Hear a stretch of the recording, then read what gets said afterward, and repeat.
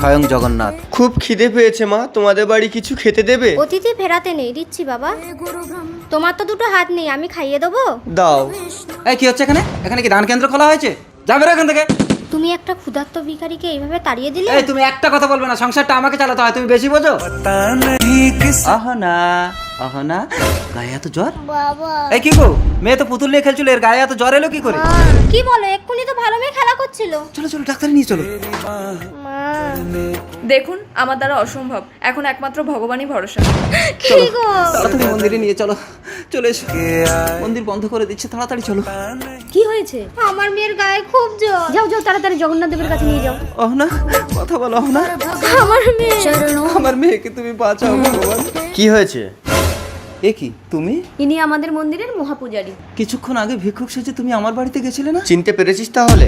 একটা ভিখারি ক্ষুধার কষ্টে তোর বাড়িতে গিয়েছিল, তুই তাকে ফিরিয়ে দিয়েছিলি। এখন আমি যদি তোকে ফিরিয়ে দেই? ভগবান তুমি আমাকে ক্ষমা করো, আমি তোমার অবুঝ সন্তান। পূজারি মা, ভগবানের চরণ ধোয়া জল দাও। আহ না, জয় বাবা জগন্নাথ। মানুষের সেবা করলে তবেই ভগবানকে পাওয়া যায়।